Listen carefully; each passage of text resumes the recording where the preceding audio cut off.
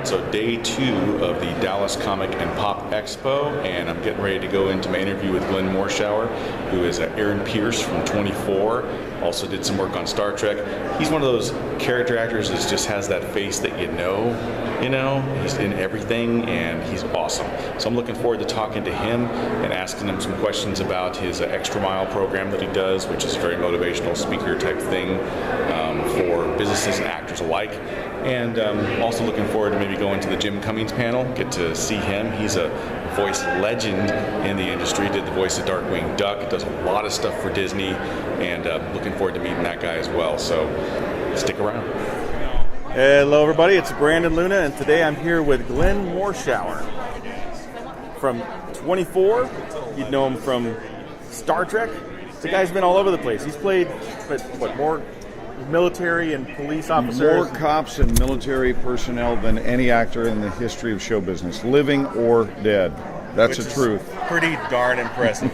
So I got kind of an answer for the first question that I got yesterday, which was 24 is coming back. You still haven't heard anything from them? I don't know if I'll be a part of it or not. The show will be returning to Fox on the 5th of May.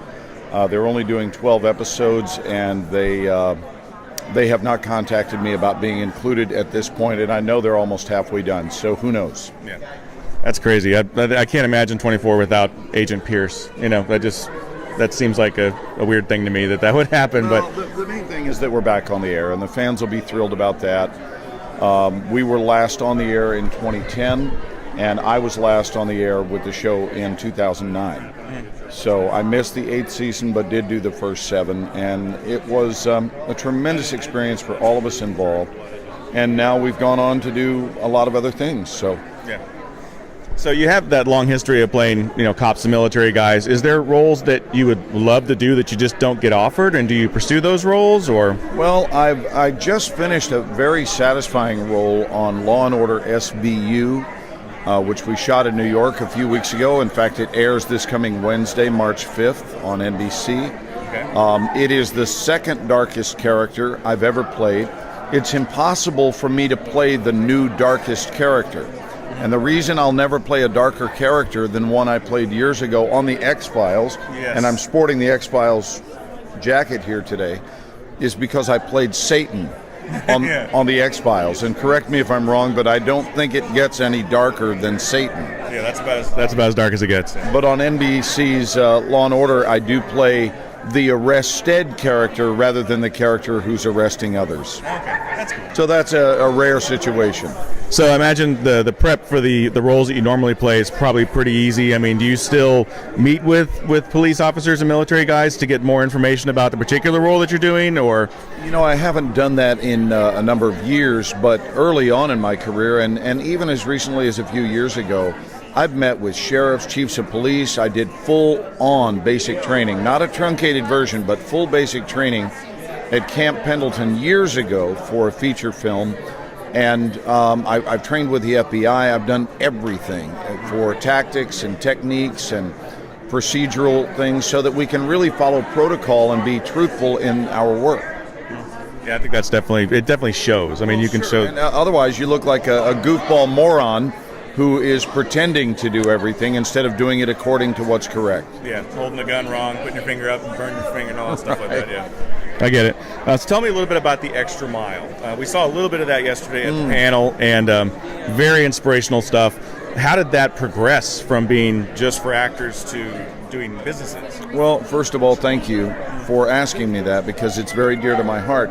The Extra Mile was and still is, but it originally started out as a course in audition mastery, solely for actors alone.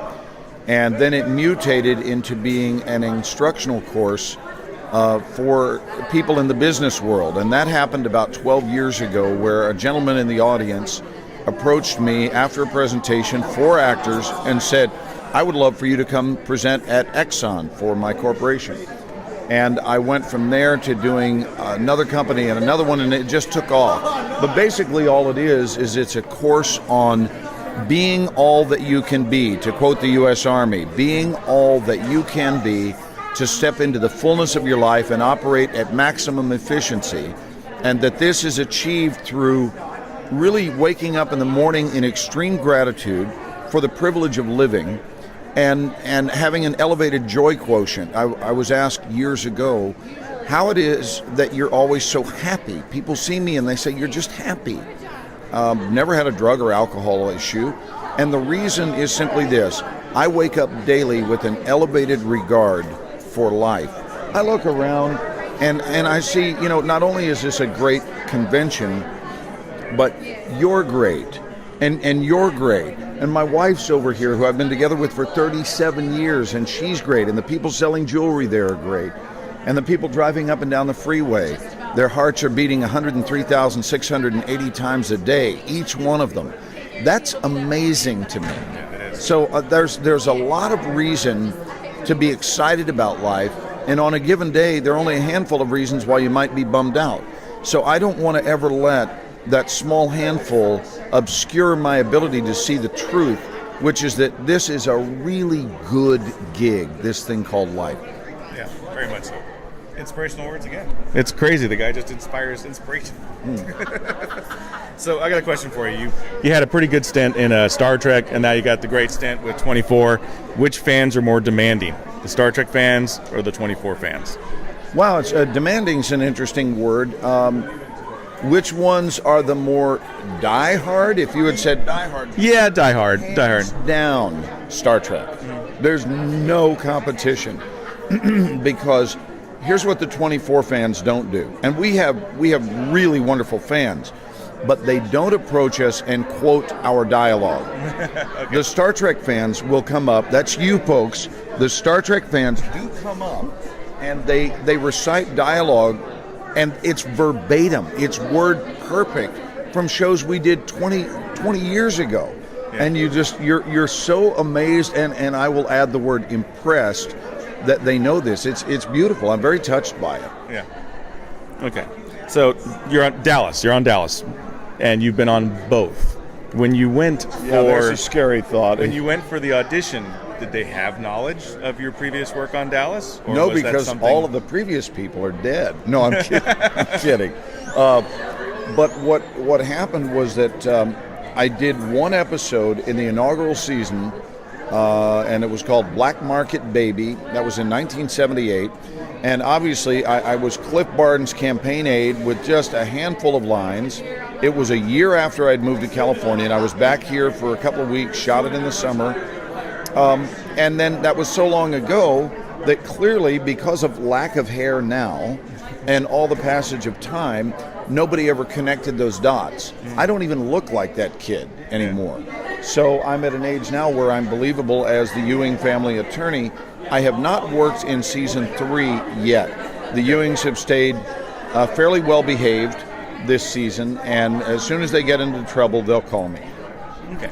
I noticed on your IMDb list you do quite a few shorts, or you've done quite a few shorts. I've done a few. Yeah. What speaks to you to make you want to do a short? Is it just that you have the time available and it's a script, or is it a story, or is it a character? What kind of really leads you to a short? I have to say your questions are really good questions. Thank you for coming up with these. They're good. They're thought-provoking. With regard to a short, it would have to be one of two situations. I would have to either be really moved by the story and or the character, and also it would help if it were a dear friend of mine that were shooting it and he needed a favor and wanted to put a familiar face in his show.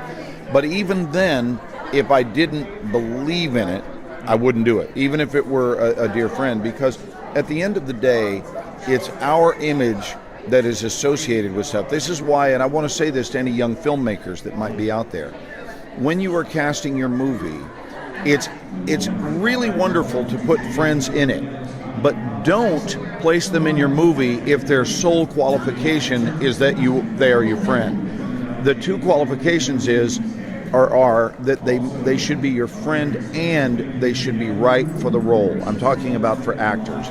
Because if you just cast a friend because you think they need a break, they may not be qualified to be the presence that you need in your film, and then what happens is you've done a noble thing, and I admire that, by hiring a friend, but you've actually injured the integrity of the film if their performance in that film is not believable. Yeah, that makes sense.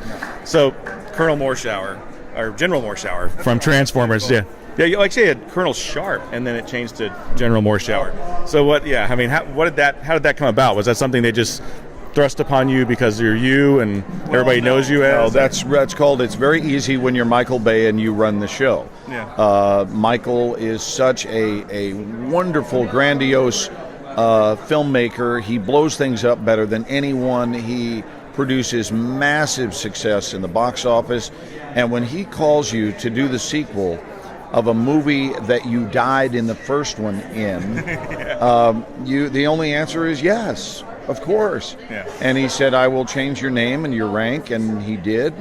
And we went on from there to do a third one, and then he put me in a ride called Transformers The Ride 3D. We saw that. It was awesome. Oh, wonderful. Which one did you guys go to? The one in Universal. But which one, in L.A. or Florida? In Florida. In Florida. Yeah, in Florida. Yes. Yeah. Well, that was the third one to open. The ride initially opened in Singapore, and then it went from Singapore to Los Angeles, and they had no plans of putting the park in Orlando. I mean, the ride in the park. The park's been there forever.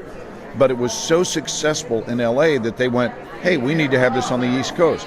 So they built that ride in half the time that it took them to build it in L.A. Wow. I mean, they put it put it through the fast lane, and they got it ready very quickly. I think the total construction was about 10 and a half months, and we opened it this past summer. And you're right, it's great. Yeah, it's very cool. We actually got lucky because it wasn't really open yet. They were doing little preview the ride. Yeah, and then they just basically, we were right around the corner drinking coffee, and then boom, it opened. We're like, we gotta go. So that was that's fantastic. wonderful. So you got 6 things in the queue in post production. What's next for you?